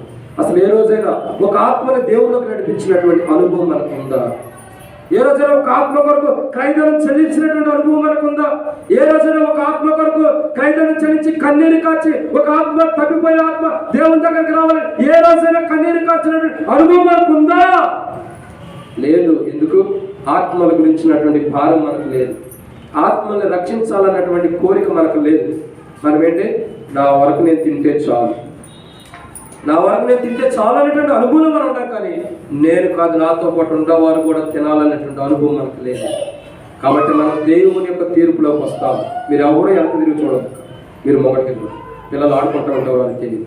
కాబట్టి ఇక్కడ మనం చూసినటువంటి మూడవ కోణం ఏంటంటే, మూడవ మాట కదా, మూడవదిగా మనిషి అలాంటి వాడు దేవుని బిడ్డల పాపంలో పడవేస్తున్నవాడు. సో నీవు నేను కూడా దేవుని బిడ్డల పాపంలో పడవేసేటటువంటి అనుభవంలోకి వచ్చుంటే, మనల్ని బట్టి ఎవరైనా పాపంలో పడిపోతుంటే, మన తలపులు, మన ఆలోచన, మన చూపులు బట్టి, మన ప్రవర్తన బట్టి ఎవరైనా పాపంలో పడిపోతుంటే ఒక్కసారి మన జీవితాన్ని పరీక్షించుకున్నాం. మనం ఎదుటి వ్యక్తిని పాపంలో పడవేస్తున్నాం కాబట్టి తిరిగి మనం తీర్పు పొందుతాం. ఆ తీర్పు పొందకుండా ఉండాలంటే మనం ఎవరినైతే పాపంలో పడవేయడానికి ప్రేరేపిస్తున్నామో ఆ వ్యక్తిని దేవుళ్ళకి నడిపించేవారు ఉంటాం. అప్పుడు దేవుని యొక్క ఆశీర్వాదాన్ని మనం పొందేవారు ఉంటాం. ప్రభు వల్ల పాల్గొనే మనల్ని బట్టి ఎదుటి వ్యక్తిని దేవుని మీద నడిపిస్తున్నామా, ఎదుటి వ్యక్తిని పాపంలో పడవేస్తున్నామా అనేది ప్రభు వల్ల దగ్గర మనం పరీక్షించుకుందాం. నాలుగో విషయాన్ని జ్ఞాపకం చేసుకున్నామండి. 2వ రాజుల గ్రంథం 21వ అధ్యాయం 7వ వచనం. 2వ రాజుల గ్రంథం 21:7. యెహోవా దావీదుకును అతని కుమారుడైన సొలొమోనునకును ఆజ్ఞయించి ఈ మందిరమున ఇజ్రాయేలు గోత్ర స్థానంలో నుండి నేను కోరుకునే యెరూషలేమునందు నా నామమును సదాకాలం ఉంచుదని సెలవిచ్చిన యెహోవా మందిరమందు తాను చేయించిన అషేరా ప్రతిమను ఉంచెను. కాబట్టి ఇక్కడ 4వదిగా మనష్షే యొక్క జీవితాన్ని మనం చూసినట్టు ఎలాంటి దేవుడు కోరుకున్న స్థలంలో విగ్రహాలను పెట్టేటటువంటి వాడు. ఎలాంటి వాడు? దేవుడు కోరుకున్నటువంటి స్థలంలో విగ్రహాలు పెడుతున్నారంట. నేటి దినాల్లో సంఘంలో అనేక మంది మనుష్యులు ఉన్నారు. ఎందుకు తెలుసా? ఎక్కడ పెడుతున్నారు తెలుసు విగ్రహాలు? వారి మెడలో కూడా పెట్టుకునేవారు ఉన్నారు. వారి మెడలో కూడా విగ్రహాలు పెట్టుకుంటారు. దేవుని బిడ్డలే, దేవుని ఆరాధించేవాళ్ళే, వాళ్ళ మెడలో చూడండి సిలువలు ఉంటాయి, అది ఒక విగ్రహమే. ఇంట్లో కూడా సిలువలు ఉంటాయి, అది ఒక విగ్రహమే. కొంతమంది అయితే చర్చిల్లో, మందిరాల్లో కూడా విగ్రహాలు పెడుతున్నారు సిలువలు. అవంతా కూడా దేవుని దృష్టిలో విగ్రహాల కింద లెక్క. నీ దేహం మీద ఒక సిలువ ఉందంటే నువ్వు ఒక విగ్రహాన్ని వెంబడిస్తున్నావు. సిలువ కార్యము కావాలి కానీ సిలువ రూపము కాదు. మనుషులకు జరగాల్సింది ఏంటంటే కార్యం జరగాలి, సిలువ కార్యం. ఆ రూపం మనం మెల్ల వేసుకుని బయటకు కనబడితే కాదు. మనుషులు ఏం చేస్తారంటే రూపాన్ని చూపించుకుంటారు. నేను క్రైస్తవులని ఆ సిలువ కార్యాన్ని బయట చూపించుకుంటాను అంతే. మన జీవితాలు అలా ఉండకూడదు. బైబిల్ మనకు తెలియపరుస్తున్నటువంటి మాటలు మనం చూసినట్టు ప్రియమైన దేవుడు, విగ్రహాలు కట్టకూడదు. మనిషి ఎలాంటి వాడంటే ఎంత దారుణమైన పని చేస్తున్నాడంటే విగ్రహాలు దేవుడు కోరుకున్న స్థలంలో తీసుకొచ్చి పెడుతున్నాడు. దేవుని సన్నిధిలో ఎంత దారుణమైన పరిస్థితి. ఇప్పుడు ఇక్కడికి ఇది దేవుని స్థలం, ఎవరైనా విగ్రహాన్ని తీసుకొచ్చి పెడితే ఎంత దారుణంగా ఉంటుంది. మనిషి అంత దారుణమైన పరిస్థితి చేస్తాడు. గుర్తుపెట్టుకో, నీ దేహం దేవుడు కోరుకున్నటువంటి స్థలం. నీ దేహం దేవుని కొరకై ఏర్పరచబడింది. దేవుడు కోరుకున్నాడు ఈ దేహాన్ని. ఆ కోరుకున్నటువంటి దేహం మీద అపవిత్రమైన విగ్రహాలని పెట్టుకుంటున్నావు అంటే అర్థం ఏంటంటే ఆ పరిశుద్ధమైన స్థలంలో అపవిత్రమైన దాన్ని మనిషి వాళ్ళను పెట్టుకుని ఉంటావు. అది తీసివేసుకోవాలి. బైబిల్ మనకి హెచ్చరిస్తుంది. ఏదైతే నీ మెడలో విగ్రహం సిలువ ఉంటుందో దాన్ని తీసి పక్కన పడవే. అదే విగ్రహం నీ దేహమే పరిశుద్ధ ఆలయం. బైబిల్ సెలవిస్తుంది మీ దేహం దేవునికి ఆలయమై ఉండే. సో ఆలయం అంటే దేవుని యెరూషలేమే, దేవుడు కోరుకున్న స్థలమే. ఆ కోరుకున్నటువంటి నీ దేహంలో అపవిత్రమైన విగ్రహాలు పెట్టుకుని ప్రభు వల్ల పాల్గొంటే తీర్పులోకి వస్తావు. అసలు నన్ను అడిగితే చేతికొండ గాజులు, చెవులకొండ బంగారం, ఇంకా చెప్పలేండి, అన్నీ తీసేయాలి. అది నిజంగా దేవుని ఆరాధించే విధానం. వీటన్నిటిని పెట్టుకుని నువ్వు ప్రభు వల్ల పాల్గొంటున్నావంటే నీలో ఉండవలసిన విగ్రహాలు అట్టగా పెట్టుకుని ప్రభు వల్ల పాల్గొంటున్నావు. కాబట్టి నువ్వు అలా పాల్గొంటున్నావు కాబట్టి దేవుడు నిన్ను ఇష్టపడడు. ఎన్నాళ్ళకి కూడా ఎన్ని దినాలు ఈ లోకానుసారమైన అలంకరణ కలిగి ప్రభు వల్ల పాల్గొంటావో అన్ని దినాలు కూడా ప్రభు నిన్ను అంగీకరించడు. ఎందుకు? నీ దేహం పరిశుద్ధంగా ఉండాలి, దేవుని కొరకు ప్రతిష్ఠించబడాలి. నీ దేహం మీద అన్ని కూడా ఏమి అలంకరించబడాలంటే దేవుని యొక్క వాక్యము. నీ తల్లి చెప్పు బోధం త్రోసివేయకు, అది నీ కంఠములకు హారమై ఉంటుంది. హారం అంటే నక్లీస్, సిస్టర్ బాధ్యత నక్లీస్. సో అలా ఉంటుంది. సో నేడు దినాల్లో దేవుని యొక్క వాక్యాన్ని హారములాగా పెట్టుకోకుండా కావాల్సిన విధంలో ఇప్పుడు వచ్చేసిన కేఎం వాళ్ళు ఇంకేదేదో ఉండే ఎవరో యాడ్ కూడా ఇస్తూ ఉంటాడు, గుండేసుకొని వస్తాడు, చూడు స్వచ్ఛమని అని చెబుతాడు. మరి ఎక్కడ ఉండేదో మాకు తెలియదండి, ఎప్పుడు పర్లేదు. అందరూ దాని దగ్గర పరిగెడతారు, ఇది కావాలి ఇది కావాలి. గుర్తు పెట్టుకో, వాటి కొరకు నువ్వు పరిగెట్టవద్దు. నువ్వు పరిగెట్టవలసింది పౌలు చేస్తున్నాడు. ముందున్న వాటి కొరకు నేను పరిగెడుతున్నాను, వెనకున్నవి ఏంటంటే ఇవే. మన దేహం మీద ఉండేవే మనకు విగ్రహాలు. ప్రత్యేకంగా తీసుకొచ్చి పెట్టవసలా. మనం వస్తున్న దేవుని మందిరం కంటే నీలో దేవుని యొక్క స్థలం ఉంది. నిన్ను దేవుడు కోరుకున్నాడు. ఆ కోరుకున్నటువంటి స్థలం మీదే నువ్వు విగ్రహాలు పెట్టుకుంటున్నావు. కాబట్టి ఆ విగ్రహాలతో నువ్వు ప్రభు వల్ల పాల్గొంటే ప్రయోజనం లేదు. బైబిల్ హెచ్చరిస్తున్న మాట ఏంటంటే మనిషి అలాంటి మాట అంటే మనిషి కూడా విగ్రహాన్ని తెచ్చిపెట్టాడు దేవుని సన్నిధిలో. ఒక ఏ దేవత పేరు చదవండి, అషేరా అనేటువంటి దేవత బొమ్మను చేసి అది దేవుని కోరుకున్న స్థలం తెచ్చిపెట్టాడు. ఎంతగా దేవునికి మరి ప్రేమ ఉంటుందా, కోపం వస్తుందా? చూడండి ప్రేమ దేవుడు. మనిషి ఎలాంటి వాడంటే అపవిత్రమైన వాటిని దేవుని స్థలంలో పెట్టాడు. అంటే అర్థం ఏంటంటే అబద్ధపు క్రీస్తుకు సాదృశ్యమైన వాడు. మనం గత దినాల్లో కూడా ధ్యానిస్తూ వచ్చాము. గత దినాలు ధ్యానించినట్టు పరిశుద్ధమైన స్థలంలో బైబిల్ స్టడీ ధ్యానిస్తూ వచ్చాం. పరిశుద్ధమైన స్థలంలో అపవిత్రమైన ఒకటి తీసుకొచ్చి పెట్టబడుతుందని మనం ధ్యానిస్తూ వచ్చాం. ధ్యానించమా? పరిశుద్ధమైన స్థలంలో అపవిత్రమైన ఒకటి తీసుకొచ్చి ఆ దేవాలయంలో పెట్టబడితే పరిశుద్ధమైన దేవాలయంలో ఆ పరిశుద్ధమైన స్థలంలో పెట్టబడతాని సాదృశ్యంగా ఎలా జరుగుతుందని మనుష్య జీవితం మనకు హెచ్చరిస్తుంది. మనిషి పరిశుద్ధమైన స్థలంలో అపవిత్రమైన దేవతను ఎలా పెట్టాడు? ఒక దినాన అబద్ధపు క్రీస్తు కూడా, మనిషి అబద్ధపు క్రీస్తు స్వరూపంలో ఉన్నాడు కాబట్టి ఆ ఒక దినాన అబద్ధపు క్రీస్తు కూడా పరిశుద్ధమైన దేవుని యొక్క స్థలంలో అపవిత్రమైన జంతువుని తీసుకొచ్చి పెడతారు. అప్పుడు కళ్ళు తెరిస్తే మనుషుడికి ఆ దినాన కళ్ళు తెరపు ఈ దినానే మనం కళ్ళు తెరుతాం. మనలో ఏవైతే విగ్రహాలు ఉన్నాయో, మనం ఏదైతే విగ్రహాలను దేవుని సన్నిధికి తీసుకొస్తున్నామో వాటిని ప్రభు వాళ్ళ దగ్గర విడిచిపెడతాం. ప్రభు కనికరించే వాడు ఉంటాడు. 5వ మాట చూద్దామండి. ఇప్పుడు 4 విషయాలు చెప్పబడుతూ వచ్చినాయి. మనిషి యొక్క జీవితం ఎలాంటిది? మొదటి మాట, తలను ఒకసారి పైకి చూడండి. మొదటి మాట ఏంటి? మీరు కూడా అడగండి. మొదటి మాట ఏమైంది? రెండో మాట మనిషి యొక్క జీవితం. యవనస్తులు చెబుతారు, ఎందుకంటే ఆ ప్రైజ్లో ఉన్నాయి. మీరు కాదమ్మా, మీరు వృద్ధులు. రెండో మాట అన్యులతో సహవాసం. గట్టిగా చెప్పండి, మనం ఉండవు లేదు కూడా ఆలోచించుకోండి. మూడోదిగా మీరు చెప్పాలి. మూడోదిగా దేవుని బిడ్డను పాపంలో పడవేశాడు. నాలుగోదిగా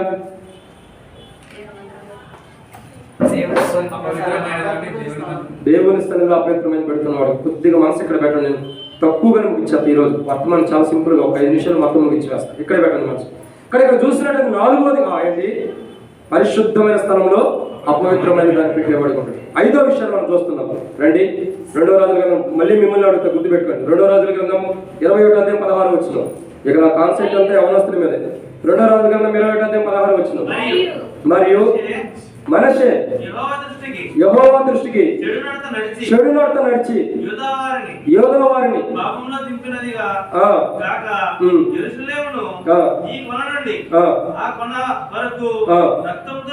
రక్తంతో నిన్నట్లు నిరపరాధుల రక్తం బహుగా వలికించను. చాలు. కాబట్టి ఇక్కడ మనిషి యొక్క జీవితంలో 5వదిగా చూసినట్టు మనిషి అలాంటి వాడంటే నిరపరాధుల యొక్క రక్తాన్ని వలికిస్తున్న వాడుకుంటాడు. అంటే నిరపరాధులు అంటే ఒకసాట దేవుడు అంటాడు. ఎక్కడ? దేవుడు ఇంకోసారి చెప్తాడు. ఎవరి గురించి చెప్తాడు? దావీదుతో చెప్తాడు. ఉరియా గురించి చెప్తూ నీతిమంతుని యొక్క రక్తాన్ని నువ్వు ఒలికించేవు కాబట్టి, నువ్వు నీతిమంతుల యొక్క రక్తాన్ని ఒలికించిన వాడు కాబట్టి నువ్వు దేవుని మీద కట్టొద్దు. నువ్వు నీతిమంతుల యొక్క రక్తాన్ని చిందించావు. నీతిమంతులు చనిపోవడానికి, నిరపరాధులు ఏ పాపం చేయవారు చావడానికి కారణమయ్యావు కాబట్టి నువ్వు మందిరాన్ని కట్టొద్దు. నీ కుమారుడు కడతాడని దేవుడు వాగ్దానం ఇచ్చాడు. ప్రియమైన దేవుని బిడ్డలారా, అర్థం ఏంటంటే మందిరం కట్టబడుకోకుండా సమకూర్చబడి అట్లాగే పెట్టి ఆపేవాడంటే అర్థం ఏంటంటే పాపం చేసాడు దావీదు. నీతిమంతుల యొక్క రక్తాన్ని ఒలికించాడు కాబట్టి దాన్ని బట్టి మందిరం మంది కట్టకపోతుంది. ఇక్కడ బైబిల్లో మనకు హెచ్చరిస్తున్న మాటను జాగ్రత్త చూసినట్లయితే ఇక్కడ మనిషి యొక్క జీవితం ఏంటంటే నీతిమంతుల యొక్క రక్తాన్ని చిందిస్తున్నాడు. పాపం చేయని వారు, ఏ పాపం ఎరుగనటువంటి వారు, ఏ తప్పు చేయనటువంటి వారు, నమ్మకస్తుల యొక్క రక్తాన్ని రుచి చూస్తున్న వాడుకుంటాడు. సో రక్తం అంటే అంత ప్రీతి కలిగిన వాడుకుంటాడు. తాను బ్రతికుంటే చాలు, నీతిమంతులు చనిపోయినా పర్లేదని ఆసక్తి కలిగినటువంటి జీవితం కలిగిన వాడు. మనిషి అలాంటి జీవితం కలిగిన వాడు కాబట్టే నాశనాన్ని తెచ్చుకుంటున్నాడు. నీతిమంతుడు ఏ తప్పు చేయని వాడు, దేవుని దృష్టిలో నమ్మకంగా ఉన్నవారట్టుగా ప్రాణాలు తీసిన వాడు ఉంటున్నాడు. నేటి దినాల్లో మనం కూడా మనుషుల యొక్క ప్రాణాలు తీసేవాడుకుంటాం. మనం పొడవాసంలో కత్తి తీసుకుని మన నోటి మాటతో మనిషిని చంపేసేవాడుకుంటాం. ఎన్నిసార్లు నీ నోటి మాటతో మనుషులు చంపుతున్నవాడుగా చంపుతున్నదాని ఉండి ప్రభు వల్ల పాల్గొంటా. గుర్తుంచుకో, నీవు కూడా మనిషి లాంటి జీవితం కలిగి ఉండగా నష్టపోతావు. ఇక్కడ 5వ మాటను చూసినట్టు మనిషి నీతిమంతుల యొక్క రక్తాన్ని ఒలికించాడు. అనేక మంది ప్రజలు కూడా నీతిమంతుడైన యేసు ప్రభువు యొక్క రక్తాన్ని ఒలికించిన వారు ఉంటారు. అనేక మంది ప్రజలు నీతిమంతుల రక్తాన్ని ఒలికించారు కాబట్టి వారి పాపంలో ఉన్నా కానీ అసలు నీతిమంతుల రక్తాన్ని ఒలికించినటువంటి వ్యక్తికి క్షమాపణ లేకుండా చచ్చిపోయాడు. ఎవరా వ్యక్తి? ఇస్కరియోతు యోధ. నీతిమంతుడైన యేసు ప్రభువుని అప్పగించాడు కాబట్టి, ఆయన రక్తం చిందించడానికి కారకుడయ్యాడు కాబట్టి దారుణమైన మరణాన్ని తెచ్చుకున్నాడు. సో మనం కూడా ఎవరి మరణానికైనా కారకులం అయితే ఖచ్చితంగా మనం కూడా దారుణమైన మరణాన్ని తెచ్చుకుంటాం. ఆ మరణం రాకమునిపే, ఆ కీడు చేయకమునిపే ప్రభు దగ్గర పశ్చాత్తాపడదాం. మరొక విషయాన్ని చూద్దామంటే 6వ 2వ రాజుల గ్రంథం 21:6 2వ రాజుల గ్రంథం 21:6 అతడు చివరి నుంచి చదవండి. అగ్నిగుణం దాడించి జ్యోతిష్యమును శకునములను వాడుక చేసి యక్షగాండలతోనూ శోధగాండలతోనూ సాంగత్యం చేసెను. ఈ ప్రకారము అతడు యెహోవా దృష్టికి బహుగా చెడుతనం జరిగించుచు. ఇప్పుడు 6వదిగా మనిషి అలాంటి వాడంటే దేవునికి కోపాన్ని తెప్పించిన వాడు. దేవునికి కోపం ఎలా తెప్పించాడు? అక్కడే రాయబడుతున్నమాట. చెడుతనం చేశాడు కాబట్టి, యెహోవా దృష్టికి అంటే దేవుని దృష్టికి చెడ్డ పనులు చేస్తూ వచ్చాడు కాబట్టి దేవుని కోపాన్ని తెప్పించాడు. గుర్తుంచుకోండి, దేవునికి ఏదైతే మనం కోపాన్ని తెప్పిస్తామో, దేవుని దృష్టిలో ఏదైతే చెడ్డ పనులు మనం చేస్తామో దాన్ని బట్టి దేవునికి కోపాన్ని తెప్పించిన వాడు. దేవుని యొక్క వాక్యం రాయబడుతుంది, యెహోవా కోపము రగులు కొనేను. లేదా దేవుని యొక్క కోపం రగులు కొందంటే ఆరంభించబడింది. దేవుని కోపం ఎంత భయంకరంగా ఉందో మనకి సొదొమ గుమొర్రా పట్టణం ఎన్నోసార్లు మనకి మాదిరికరంగా తెలియపరుస్తుంది. కొరాజీమ గురించి, అయ్యో కొరాజీమ, మొదట నీ మధ్య చేయబడిన అద్భుతంలో తూరు సీదోన పట్టణంలో చేయబడిన అవి ఏనాడో రక్షణ పొంది ఉండేవి. మీ గతి కంటే చివరి దినాల్లో, ముగింపు దినాల్లో, ఆ భయంకరమైన దినాల్లో సొదొమ గుమొర్రా పట్టణం కతే ఓడ దగ్గరగా ఉంటుంది. అంటే అలాంటి దారుణమైన చావు మీకు రాబోతుంది అని అర్థం. బైబిల్ మనకు హెచ్చరిస్తున్నటువంటి 6వ మాటను మనం జాగ్రత్త చూసినట్లయితే, దేవునికి కోపాన్ని తెప్పించినటువంటి వారు. సొదొమ గొమొర్రా పట్టణంలో ఉన్న వారు దేవునికి కోపాన్ని తెప్పించారు కాబట్టి ఉగ్రత పాత్రలు అవుతూ వచ్చారు. దేవుని కోపాన్ని తెప్పించారు కదా, జీవితం వారిలో ఏదో ఒక బలహీనత బయటికి కనబడుతుంది కాబట్టి, ఆ పాపాన్ని బట్టి, ఆ చేసిన తప్పుని బట్టి దేవుని దృష్టిలో దేవుని కోపాన్ని తెప్పించారు కాబట్టి దారుణమైన మరణం తెచ్చుకున్న వారు. ఇశ్రాయేలు ప్రజలు దేవుని కోపాన్ని తెప్పించారు. తెలుసా ఒక చోట ఎక్కడ? చెప్పండి. దేవుని కోపాన్ని తెప్పించారు. ఎందుకు చెప్పాలి? అందరికి కోపం లేదు. కాబట్టి ఇక్కడ చూసినట్లయితే విగ్రహాన్ని ఇశ్రాయేలు ప్రజలు ఐగుప్తు నుంచి దేవుడు బయటకు తీసుకొస్తే మోషే ద్వారా అరణ్యంలోకి వచ్చిన తర్వాత సీనాయి కొండ మీదకి మోషే వెళ్ళినప్పుడు ఆజ్ఞలు ప్రజలు ఎలా ఉండాలి, ఒక నిబంధన రాసిస్తాను, దాని ప్రకారం మనుషులు జీవించమని చెప్పి, ఇక పాపంలో పడుకున్న మనుషులు బాగా జీవించమని ఒక నిబంధన రాసి ఇవ్వడానికి దేవుడు మోషేని పైకి రమ్మంటే, ఈ కింద ఉన్న వాళ్ళు అంటున్నారు కదా, ఆ మోషే ఏమయ్యాడు, వాడు ఉన్నాడో చచ్చాడు, మమ్మల్ని బయటకు తీసుకొచ్చాడు, బాగానే ఉంది, అరణ్యంలో వదిలిపెట్టేశాడు, ఇక మాంసం లేదు, చేపలు లేవు, పళ్ళలో ఇరుక్కుపోయేంత లేదు, కడుపు కాలుతుంది, వాడు ఏమైపోయాడు, వాడు బయటకు తీస్తావా లేదా మాకు దేవుడు చేస్తావా? ఎంత దారుణమైన స్థితి. ఆ మోషేను వాడు ఏమయ్యాడు? దేవునితో ఉన్నాడు, ఎక్కడికెళ్ళాడు? ఏమైపోయాడు? కాబట్టి మమ్మల్ని ఈ లోకంలో నడిపించడం కోసం ఒక దేవుని అన్నట్టు, ఒక దేవుని దేవతను చేసి ఆ దేవుని తయారు చేసి మాకు కొలపెట్టు, ఆయన ముందర పెట్టుకుని మేము వెళ్తాం, ఓ ఇశ్రాయేలు ఇతరే ఐగుప్తులో తీసుకొచ్చి నీ దేవుడు అని చెప్పి గర్భస్తామని చెప్పగానే అక్కడ ఉన్నటువంటి దాసుడు కూడా చక్కగా మీ మెడలకున్న బంగారాలు, చెవులకున్నటువంటి దుద్దులు అన్ని తీసుకురండి, చక్కగా ఒక విగ్రహం తయారు చేస్తాం, తీసుకురండి మీరు కూడా ఒక విగ్రహాన్ని తయారు చేస్తామని చెప్పి తెచ్చి ఏం చేశాడు? పోకపోయి దూడొచ్చింది, ఇక దాని చుట్టూ తిరుగుతున్నారు, ఓ ఇశ్రాయేలు నువ్వే గొప్పవాడివి, నువ్వే మమ్మల్ని ఐగుప్తునే తీసుకొచ్చారని ఆ విగ్రహం చుట్టూ తిరుగుతూ దాన్ని సాగిపడుతున్నారు. ఆడవాళ్ళు కానీ మగవాళ్ళు కానీ ఒకడని లేరు, అందరూ తాగి చల్లచదుగా ఎవడు ఇష్టం వచ్చిన జీవితం వాడు జీవిస్తూ ఉంటున్నారు. ఎక్కడ ఎవడు పట్టాడో, అసలు స్త్రీల మీద బట్టలుండే లేవో, పురుషుల మీద బట్టలుండే లేవో, ఇవన్నీ లేవు. నీచమైన స్థితిలో పడుకుని ఉండేవారు ఉన్నారు, తాగుతున్నారు, గంతులు వేస్తున్నారు, ఆ యొక్క విగ్రహం చుట్టూ తిరిగి, ఓ ఇశ్రాయేలు ఇదే మిమ్మల్ని ఐగుప్తులను తీసుకొచ్చిన దేవుడు, దీనికి సాగిపడండి, దాని చుట్టూ తిరిగి గంతులు వేసి తాగి ఎవరికి వచ్చిన స్వేచ్ఛ అవుతుంది. మోసే లేడుగా, మోసే ఉంటే తీర్పు ఉండేది, అందుకే మోసే పోయాడుగా, ఇక మాకు స్వేచ్ఛ వచ్చేసిందని ఎవరికి కావాల్సిన జీవితాన్ని వాడు జీవిస్తూ వచ్చాడు. దేవుడు చూసి, మోసే నువ్వు కిందకి దిగిండు, నువ్వు ఐగుప్తు నుంచి తీసుకొచ్చిన ఇశ్రాయేలు ప్రజలు చెడిపోయినారు, నువ్వు తప్పుకో, నువ్వు ఒక్కడ అడ్డుగా ఉంది, నువ్వు తప్పుకుంటే ఇశ్రాయేలు సమూహాన్ని మొత్తం కూడా సర్వనాశనం చేస్తానని దేవుడు తన కోపాగ్నితో చెప్తున్నప్పుడు మోసే చిన్నగా ఒక మాట సమాధానం ఇస్తాడు. మోసే సింపుల్ గా చెబుతున్నాడు, ఓ అరిసరిసి అవతల లాగలాగా ఒకటే మాట చెబుతున్నాడు, అయ్యా వారి దేవుడు వారిని ఐగుప్తులు చంపడానికి తీసుకొచ్చాడని నీ మీద నిందేస్తాడు, ఆ నింద నీకు వద్దు, నువ్వు నాకు ఆజ్ఞాపిస్తే నేను వెళ్ళి వాళ్ళకి బుద్ధి చెప్పొస్తా చాలు. సరే మోసే, నువ్వు చెప్పావు కదా, నువ్వు మేలుకే కదా, నీ మాట నేను వింటున్నాను, వెళ్ళు. మోషే దిగొచ్చిన తర్వాత ఆ భయంకరమైన కార్యం చూసి దేవుని స్వహస్తాల ద్వారా దేవుని చేత నియమించబడిన ఆ పలకల్ని తిరిగి తీసుకొచ్చి ఇసురు కొడుతున్నారు, ఆ పలక పైలిపోతుంది. ఆ యొక్క విగ్రహాన్ని తీసేసి దాన్ని పొడుగుగా చేసి వాళ్ళకి తాగిస్తారు, తాగని మీ జీవితాలు ఎట్టకుండా. ఎంత దారుణమైన పరిస్థితి. కారణం ఏంటంటే మనిషి కూడా అదే చేస్తాడు. ఆ క్షమించిన మనిషే కదా, యోషే ఆ ఉన్నత స్థలం మీద పడగొట్టిన విగ్రహాలన్నింటినీ కూడా చిన్నాభిన్నం చేసి పొడుగుగా చేసి నదుల్లో పారేసేస్తాడు ఆ నీటిలో. కారణం ఏంటి? ప్రియమైన దేవుని బిడ్డలారా, అపవిత్రమైన దాన్ని ఆశ్రయిస్తూ దాన్నే మొక్కుతున్నారు, కోపాన్ని తెప్పిస్తున్నారు దేవుడు. గుర్తుపెట్టుకో, నీ జీవితాన్ని బట్టి నువ్వు ఎన్ని దినాలు అయితే దేవుని కోపం తెప్పిస్తావో అన్ని దినాలు నువ్వు బలలో పాల్గొన్న తీర్పే తెచ్చుకుంటావు. దేవుడు వేచి ఉంటున్నాడు నీకు తీర్పు తెచ్చడానికి.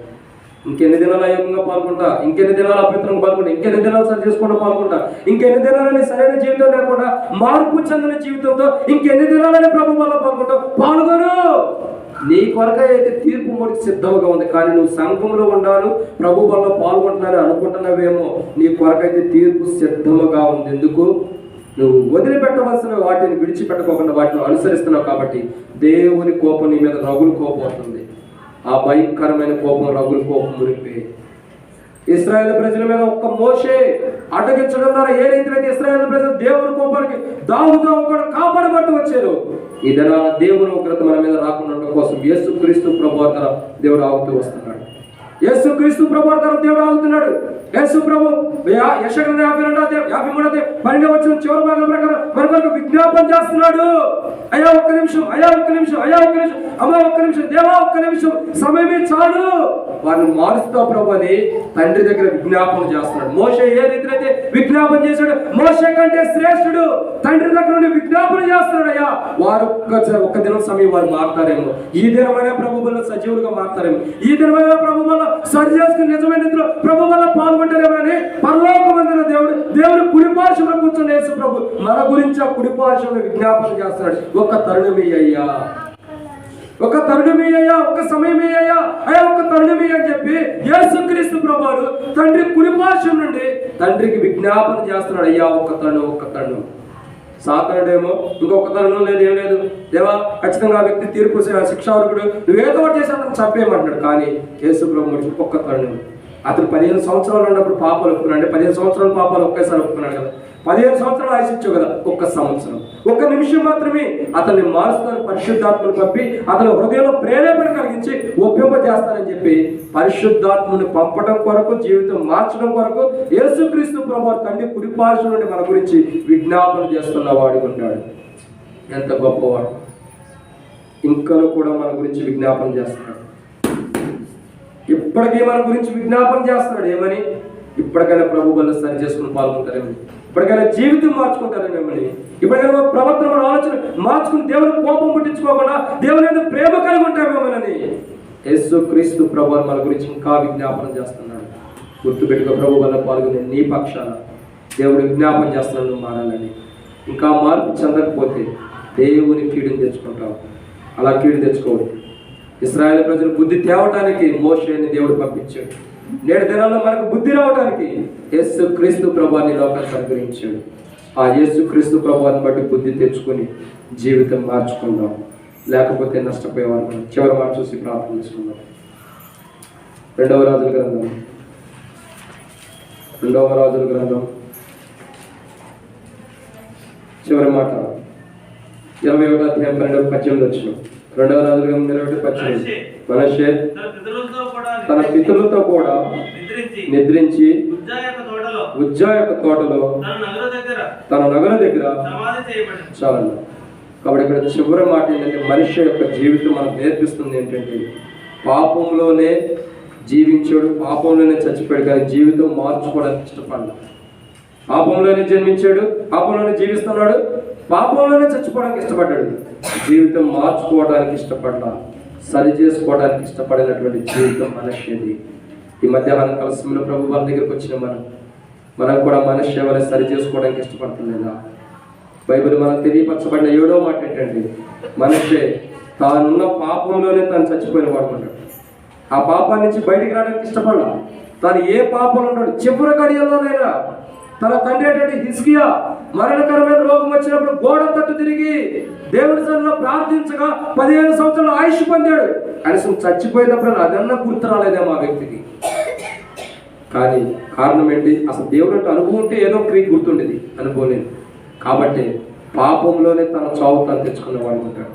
నీవైనా నేనైనా మనమందరం కూడా గుర్తుంచుకోవాల్సింది మన పాపంలోనే మన చావుని మనం తెచ్చుకుంటామేమో. మనిషి అలాంటి దారుణమైన చావు చచ్చాడు, అలాంటి చావు మనం కూడా రాబోతుంది. మనిషి యొక్క చావును చూసి అందరూ ఎలాగైతే ఆశ్చర్యపోయారు, అలాంటి చావు మనకు కూడా రాబోతుంది.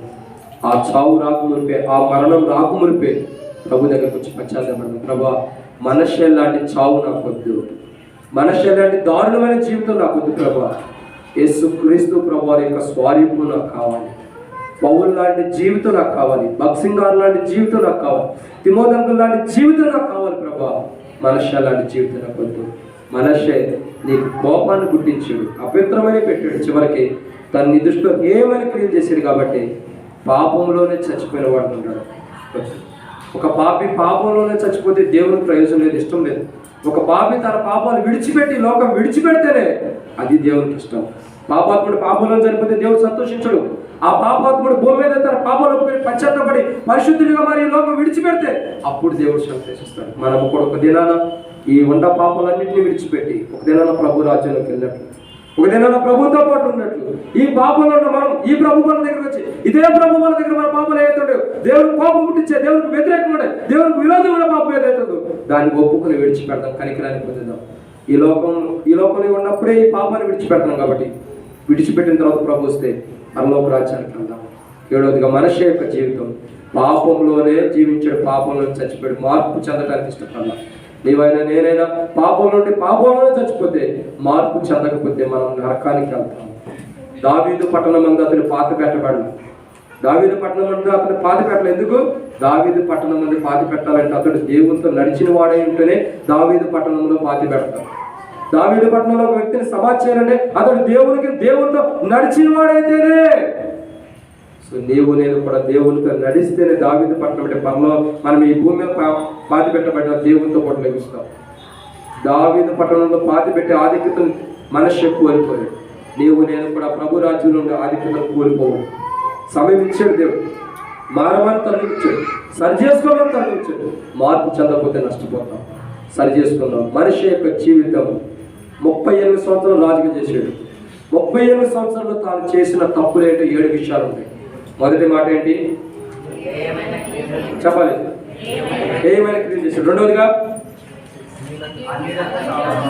మీరు అవసరం కాదు, మీరు చెప్పండి. మొదటిగా ఏమైనా క్రియ చేశారు. రెండవదిగా అన్యంత సావాసం. మూడవదిగా నాకు చూడు పెద్ద చెప్పండి, తొందరగా ముచ్చేద్దాం. దేవుడు ఏ కొడుతున్నా మన గురించి చదువుతుంటారు. పెద్ద చెప్పండి, పెద్ద చెప్పండి. దేవుని బిడ్డ పాపం పడేసాడు. నాలుగోదిగా మీరు అవసరం అక్క దేవుని స్థలంలో అభ్యంతరం పెట్టు. 5వదిగా నీతిమంతుల రక్తం పలికించాడు. 6వదిగా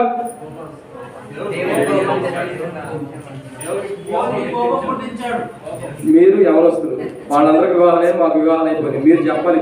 నా కాన్సన్ట్రేషన్ మొత్తం మీ మీద ఉంది. దగ్గర నుంచి వీళ్ళందరి మీద ఉంది, మీ మీద. మిమ్మల్ని మార్చి పరలోకం తీసుకెళ్తామని నా ఉద్దేశం. చెప్పండి. 6వదిగా ఏంటి? దేవుని కోపం తెప్పించండి. 7వదిగా పాపంలోనే చచ్చిపోయిన వాడుకుంటాడు. 8వదిగా సరి చేసుకుందాం. అండ్ ప్రభు బలంలోకి వెళ్దాం. ఒక్క నిమిషం మనం ప్రార్థన చేసుకుందాం. 1 నిమిషం మాత్రమే, సమయం లేదు. 1 నిమిషం ప్రార్థన చేసుకుంటే శ్రేష్టకరమైన మనకి కేక్ ఉంది. ఇక్కడ ప్రార్థన చేసుకుందాం. 1 నిమిషం మౌనంగా ప్రార్థన చేసుకుందాం. 1 నిమిషం పాటు ఎవరికి వారిని కళ్ళు మూసుకుందాం. ప్రేమగల తండ్రి, పరిశుద్ధమైన దేవా, యేసుక్రీస్తు వారి శ్రేష్టకరమైన నామమున స్తోత్రాలు. మీరు ఇచ్చిన సమయం బట్టి వందనాలు. మా జీవితాన్ని మీరు మార్చడానికి ఇష్టపడినందుకే వందనాలు. మనిషి లాంటి జీవితం మాకొద్దు ప్రభువా. మనిషే దారుణమైన చావు చచ్చాడు. మనిషే దేవుని కోపాన్ని పుట్టించాడు. మనిషే దేవుని దృష్టిలో పాపికొంటూ వచ్చాడు. మనిషే దేవుని బిడ్డలని పాపంలో పడవేసిన వాడుకున్నాడు. మనిషే నీతిమంతుల యొక్క రక్తాన్ని ఒలికించిన వాడుకున్నాడు. మాకు ఆ జీవితం వద్దు. చివరికి మనిషే అగ్నిగుండం కూడా దాటించాడు, అన్నిటితో సావాసం కలిగి. అలాంటి జీవితం మాకొద్దు ప్రభా. మాకు జీవితం మార్పు అవసరం. ప్రేమగల తండ్రి, నా జీవితం మార్చండి. మనిషి లాంటి జీవితం నేను ఉంటా. అలాంటి మనస్తత్వం ఏదో ఒకటి నాలో తొంగి చూస్తుంది. ఆ తొంగి చూస్తున్న దాన్ని ఈ రాత్రి ఈ మధ్యాహ్నం కాలంలో తీసివేయి ప్రభు. దాన్ని తొలగించి నా చావులోనే, నా మరణం, నా పాపంలోనే నేను చచ్చిపోయి నరకానికి వెళ్ళిపోకుండా నేను ఇప్పుడు పాపం చేత చచ్చి నీలో బ్రతికుండే ఆధిక్యత నాకు. నేను ఆ పాపంలో ప్రభు వల్ల పాల్గొంటే తీర్పు తెచ్చుకుంటా. ఆ తీర్పు నాకు వద్దు. నేను సజీవుడిగా ఉండి ప్రభు వల్ల పాల్గొనాలి. అది నాకు అవసరం. అనుగ్రహించు ప్రభు. యేసు ప్రభు నా ప్రార్థిస్తున్నాం తండ్రి. అవును ఉందాం. అట్లా ఎవరైనా ప్రార్థన చేస్తుంటే మీ కుడి హస్తం మీ తలకెత్తించి మీకోసం ప్రార్థన చేస్తాం. సోదరుడా యేసు ప్రభు మేము క్షమించను కాక. సోదరుడా యేసు ప్రభు నేను కూడా క్షమించను కాక. సోదరి యేసు ప్రభు, సోదరి యేసు ప్రభు, సోదరి యేసు ప్రభు నేను కూడా, సోదరి యేసు ప్రభు నిన్ను కూడా క్షమించను కాక. ఇంకెవరైనా ఉన్నారా? ఇంకా సోదరి యేసు ప్రభు నిన్ను కూడా క్షమించను కాక. సోదరి యేసు ప్రభు నిన్ను కూడా క్షమించను కాక. మనుష్య లాంటి జీవితం లేకుండా దేవుడిని కాపాడిన కాక. సోదరు యేసు ప్రభు నిన్ను కూడా క్షమించి, సోదరు యేసు ప్రభు నిన్ను కూడా క్షమించి, మనుష్య లాంటి జీవితాన్ని రాకుండా కాపాడను కాక ఇంకా ఎవరైనా ఉన్నారా? ఇంకా ఎవరైనా ఉన్నారా? మీ కొరకే ఇది చివరి సమయం. సోదరు యేసు ప్రభు నిన్ను కూడా క్షమించి, మనుష్య లాంటి జీవితానికి రాకుండా కాపాడను కాక ఇంకా ఎవరైనా ఉన్నారా? సోదరు యేసు ప్రభు నిన్ను కూడా క్షమించి, మనుష్య లాంటి జీవితానికి రాకుండా కాక ఇంకా ఎవరైనా ఉన్నారా? పాపంలోనే చచ్చిపోవద్దు, పాపం ఒప్పుకో, క్షమాపణతో. ఇంకా ఎవరైనా ఉన్నారా? ఇంకా ఎవరైనా ఉన్నారు? చివరిగా ముగిస్తున్నాం, చివరిగా ముగించిపోతున్నాం. నువ్వు పాపంలో చచ్చిపోతే దేవునికి ఇష్టం లేదు. ఇదిగో ప్రభా, నేనున్నాను, పాపంలో నేను చచ్చిపోతే ప్రయోజనం లేదు, నాకు నిత్య జీవం కావాలని ఎవరైనా ఉంటే ఇప్పుడు హస్తం ఎత్తించి నీకోసం ప్రార్థన చేస్తా. ఇంకా ఎవరైనా ఉన్నారా? చేతిని వర్తించండి. ఇంకా ఎవరైనా ఉన్నారా? నువ్వు మనుష్య లాంటి జీవితం కలిగి ఉండవు. అందుకే ఈ మధ్యాహ్న కాల సమయంలో ప్రభు నీకు ఈ వర్తమానం తెలియపరిచాడు. ఒప్పుకోవడానికి నువ్వు ఒప్పుకోకుండా దాన్ని దాచిపెట్టుకున్నావు అంటే అర్థం ఏంటంటే మనుష్య స్వభావం ఇంకా నీలో దాచిపెట్టుబడి ఉంది. మధ్యాహ్న కాల సమయంలో దాన్ని ఒప్పుకో, ప్రభు క్షమిస్తాను. ఇంకా ఎవరైనా ఉన్నారా? ఇంకా ఎవరైనా ఉన్నారా? చివరికి ముగిస్తున్నావు. ఇదిగో నేనున్నా, సహోదరి యేసు ప్రభుని క్షమించగా. ఇంకా ఎవరైనా ఉన్నారు? ఇదిగో నేనున్నానంటే నీ కూడా ప్రార్థన చేస్తే ఇంకా ఎవరైనా ఉన్నారా? ఇంకా ఎవరైనా? చివరికి ముగిస్తున్నావు. ప్రార్థన తీర్మానం చేసుకున్న వారు